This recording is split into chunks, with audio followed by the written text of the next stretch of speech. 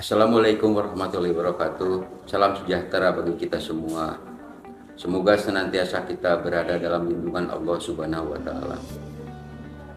Perkenalkan, saya Yaman Suryaman, SE MSc PhD, yang merupakan dosen tetap pada program studi kewirausahaan Fakultas Kewirausahaan Universitas Garut dengan nomor NIDN 0406 027505.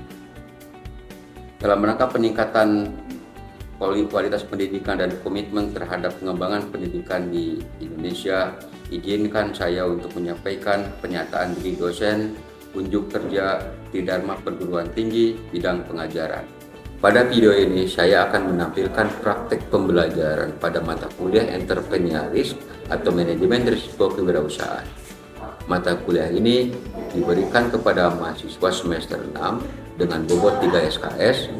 Mata kuliah ini dirancang untuk membekali mahasiswa agar mampu memahami, mengidentifikasi, menganalisis, dan juga mengelola risiko usaha, khususnya pada konteks UMKM dan startup.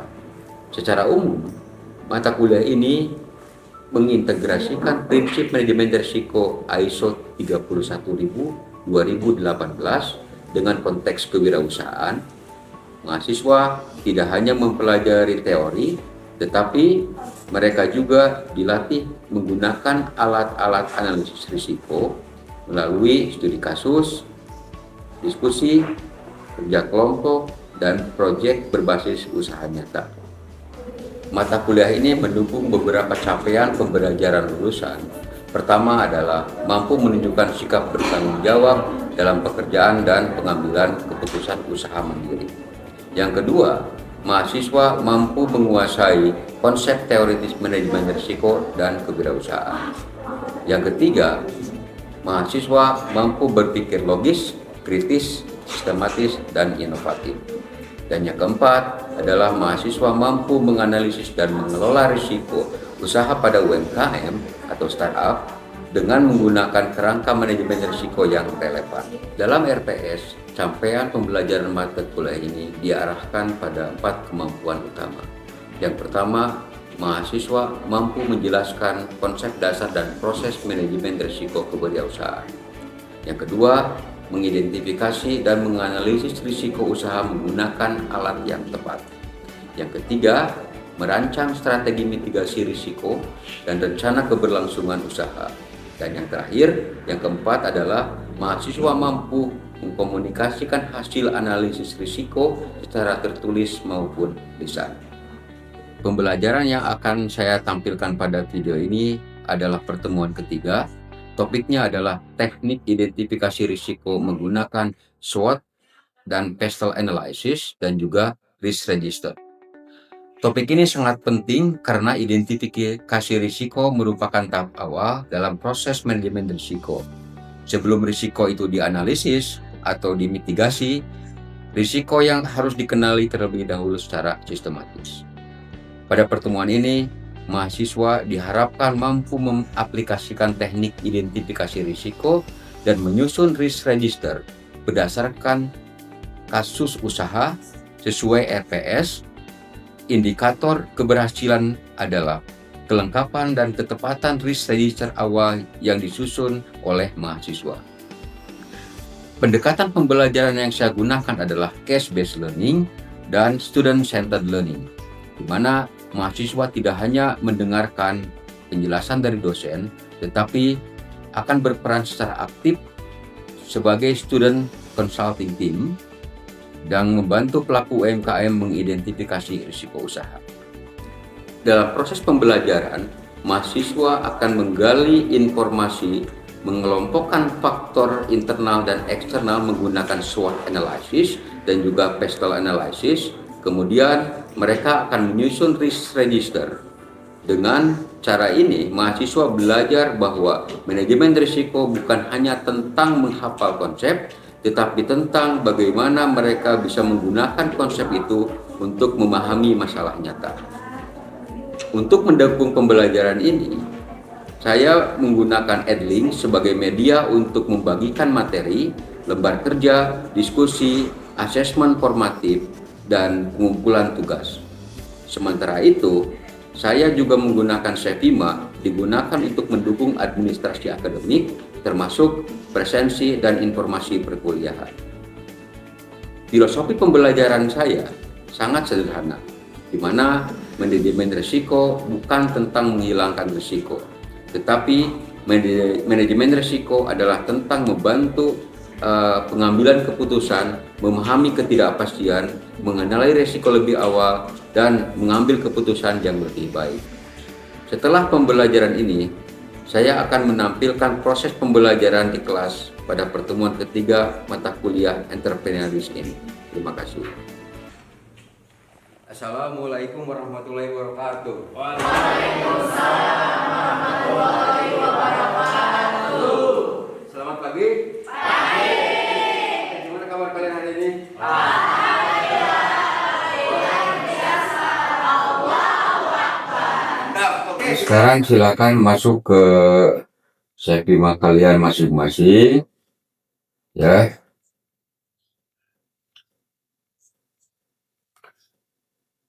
Dan selanjutnya silakan kalian scan barcode yang ada di layar, ya. Oke, silakan.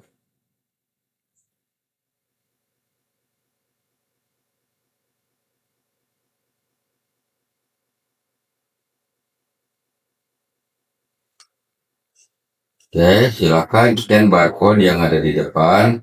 Nanti saya akan cek kembali di sini mengenai kehadiran kalian. Oke. Sudah ya? Oke, sudah semuanya.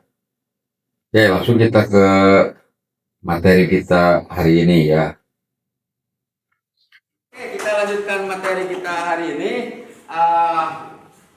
Ini adalah kelanjutan dari pertemuan kita minggu kemarin, bahwa minggu kemarin kita ngebahas apa? Oke, sekali lagi. Bagus, risk management proses.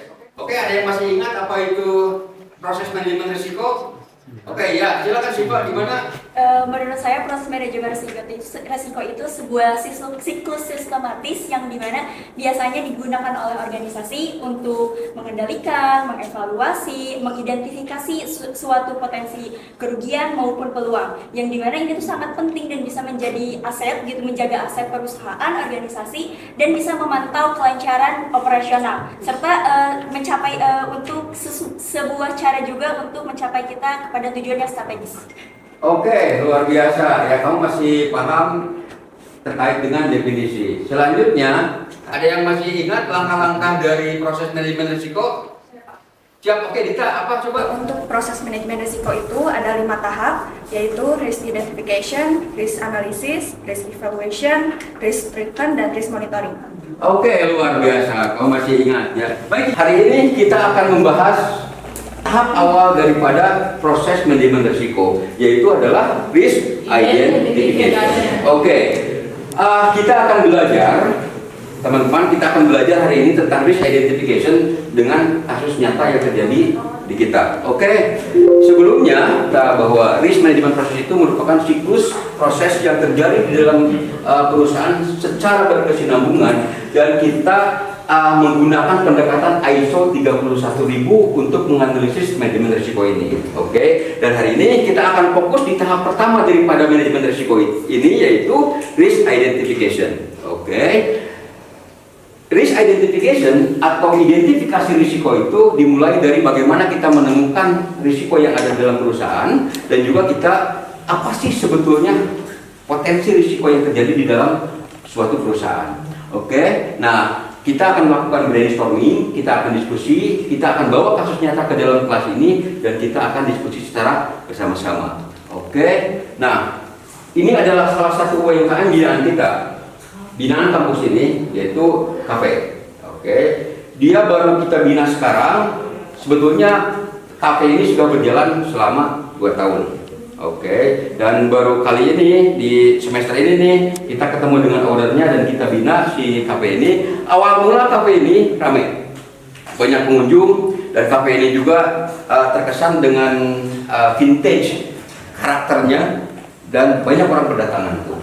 Oke, dan dari sini apa yang terjadi selanjutnya di akhir-akhir ini, di tahun ini nih, ini yang terjadi. Oke, ini yang terjadi, KP mulai sepi setelah 2 tahun dia berjalan, sekarang dia menjadi sepi. Kita membahas mengenai salah satu daripada tahapan manajemen risiko itu, yaitu risk identification atau identifikasi risiko. Oke, jadi barusan kita tahu bahwa si KP tadi dia mulai sepi. Sekarang saya ingin tahu pendapat kalian, kenapa KP ini sepi? Silakan buka HP kalian dan scan barcode yang ada di depan. Tuliskan menurut kalian alasan kenapa KP ini sepi. Silakan. Scan barcode-nya. Oke, dan akan coba kita diskusikan apa menurut pendapat kalian. Oke, kita lihat bahwa ada kalah saing, nggak enak makanannya, banyak pesaing baru. Oke, pergeseran minat. Oke, bagus. Coba kita lihat perubahan preferensi, kurang culture. Apa itu culture? Saya kurang paham untuk culture. Budaya. Culture, oh budaya. Oke, budayanya yang tidak mengikuti tren, intinya menurut kalian. Oke, ini banyak dari kalian menjelaskan bahwa masalah pesaing. Oke, luar biasa. Kita coba lihat lagi, apa sih sebetulnya menurut pendapat atau persepsi kalian terkait dengan permasalahan yang ada di KP ini. Oke, tidak ada inovasi, banyak pesaing.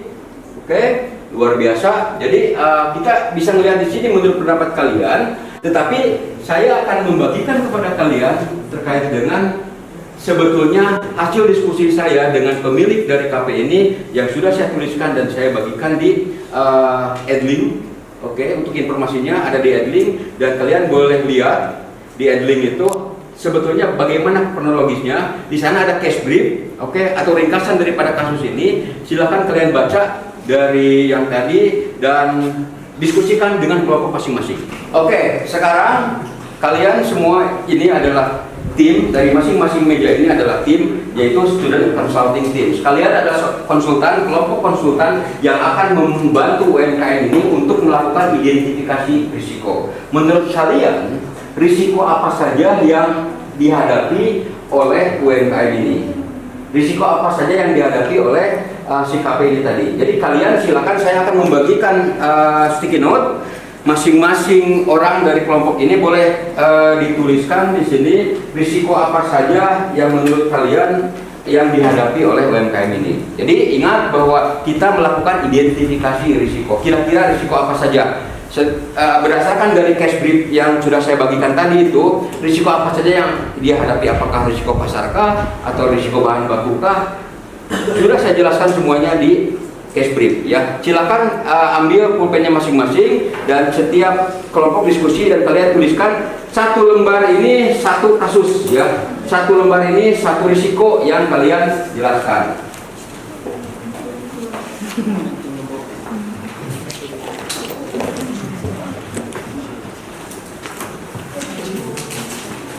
Oke, dituliskan aja satu risiko. Jadi silakan tiap kelompok ambil masing-masing satu dan tuliskan menurut pendapat kalian risiko apa saja yang akan muncul. Kita akan diskusikan berdasarkan dari pendapat kalian. Silakan ditulis langsung.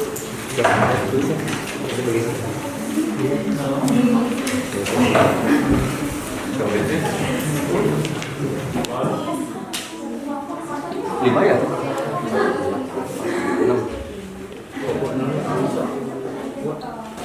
Oke, setelah selesai kalian menulis, jadi kalian ini adalah konsultan, student consulting team atau tim konsultan dari mahasiswa ini yang akan membantu UMKM. Kalian sudah menuliskan daripada risiko apa saja sih yang dihadapi oleh UMKM ini. Sekarang saya bagi nama daripada tim ini Alpha, Bravo, Charlie, Delta, Echo, dan Oxford. Oke, sudah saya tuliskan di sini. A untuk Alpha, Beta, Charlie, Delta, Echo, dan Oxford. Silakan berdasarkan kelompok kalian masing-masing, kalian jejerkan di sini apa yang sudah kalian tulis di depan berdasarkan dari kelompoknya. Silakan ke depan. Silakan kumpulkan ke depan perwakilan dari kelompoknya aja, nggak perlu semuanya berdiri ya.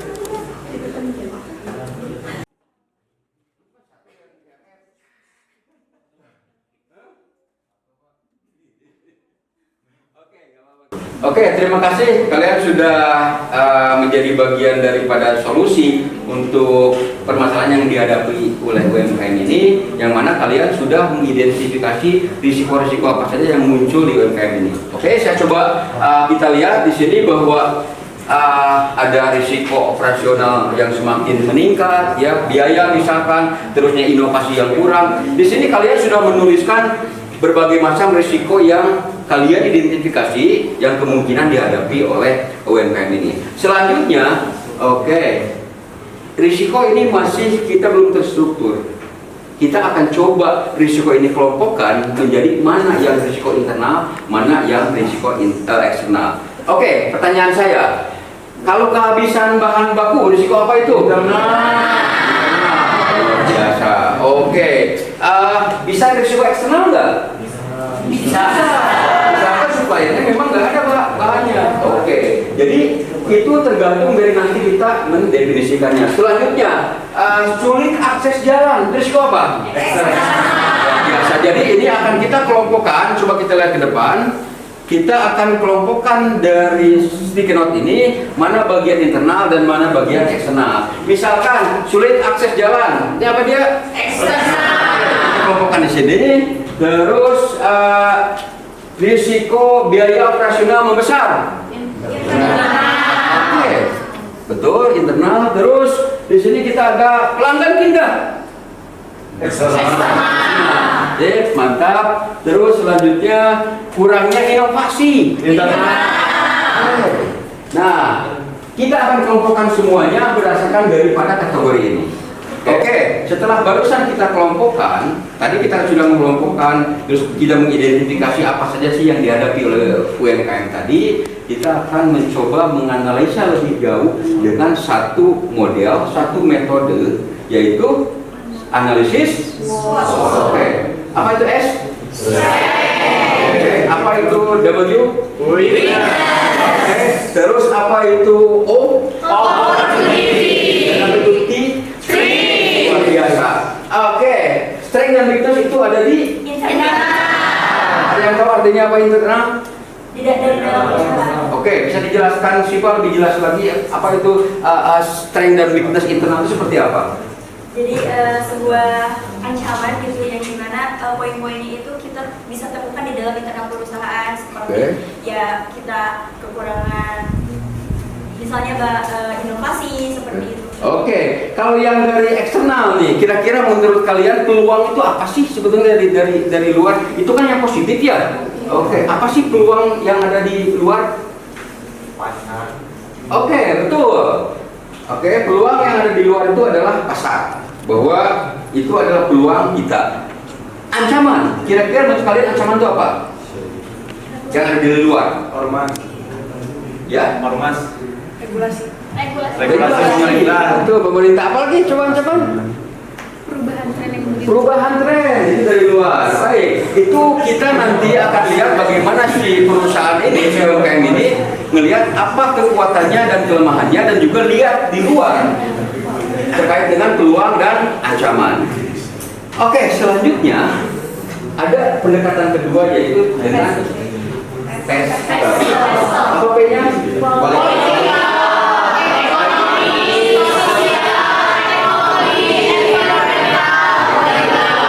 Luar biasa, mantap. Kita akan kelompokkan yang tadi terkait dengan risiko yang muncul itu berdasarkan apakah ini masuk ke politik, apakah masuk ke ekonomi, masuk ke sosial, atau juga teknologi, atau environmental, dan juga legal. Nah, dari tadi yang sudah kalian masing-masing tim konsultan ini tuliskan risiko tadi, kita akan bagikan lagi, kelompokkan lagi berdasarkan dari Excel ini. Oke?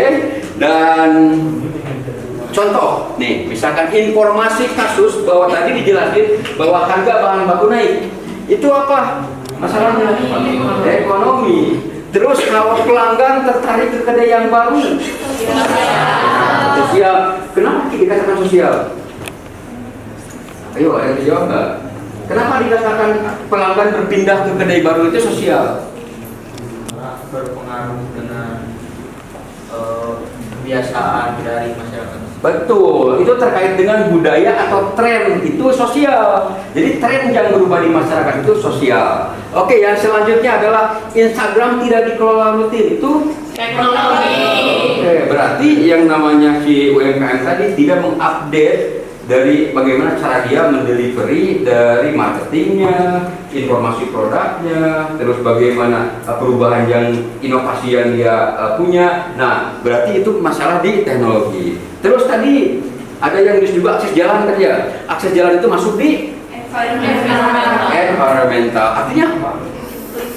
Lingkungan, kan, bahwa lingkungan mempengaruhi terhadap tadi langsungnya keberlangsungannya dari UMKM tadi.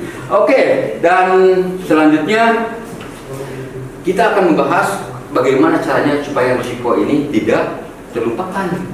Oke, berikutnya kita akan membahas tentang risk register. Bagaimana cara kita mendaftarkan, menuliskan semua risiko yang muncul dalam perusahaan. Istilahnya itu adalah risk register. Oke, nah contohnya kayak gini.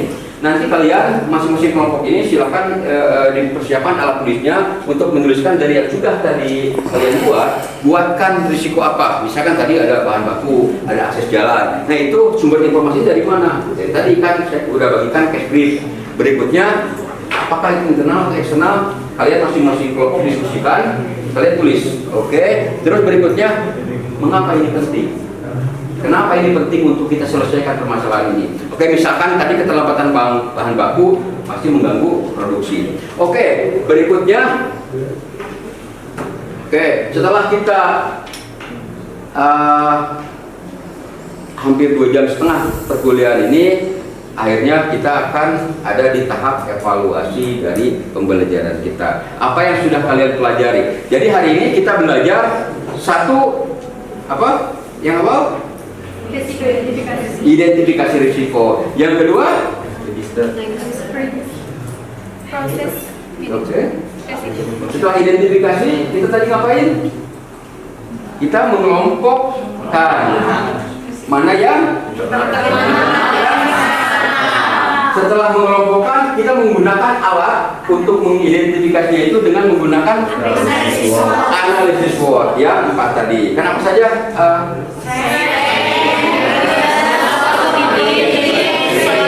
Oke, dan selanjutnya kita menggunakan alat yang kedua, yaitu PESTEL.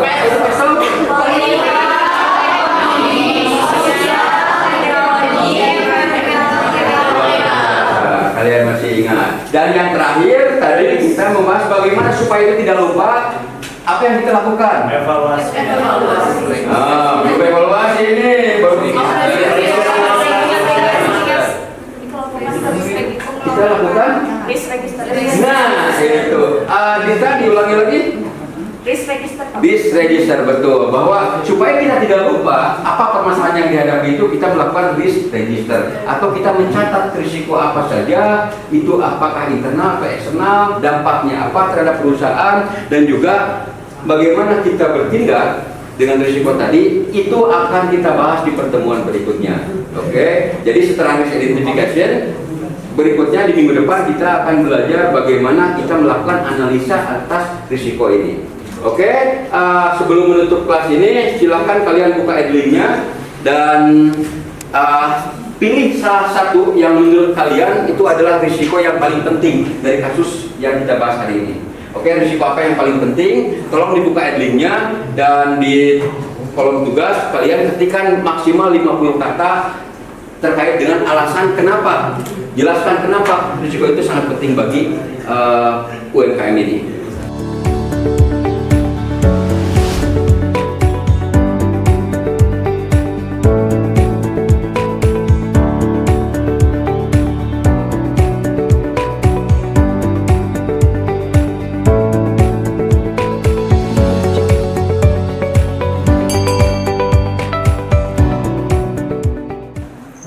Terima kasih, saya sudah mendapatkan apa yang kalian kumpulkan di Edling terkait dengan satu risiko yang menurut kelompok kalian itu yang sangat penting dari UMKM ini, berikut dengan penjelasan. Oke, dan ini akan dibahas di minggu depan terkait dengan bagaimana cara kita menganalisisnya berdasarkan dari pendapat dari kalian semua.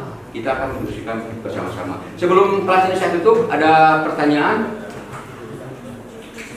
Oke, sudah paham ya? Oke, saya ucapkan terima kasih untuk pertemuan kita kali ini. Sampai jumpa minggu depan. Oke, minggu depan kita akan membahas mengenai bagaimana kita cara melakukan analisis terkait dengan risiko yang sudah kita pelajari hari ini. Oke, billahi taufiq wal hidayah. Wassalamualaikum warahmatullahi wabarakatuh. Waalaikumsalam.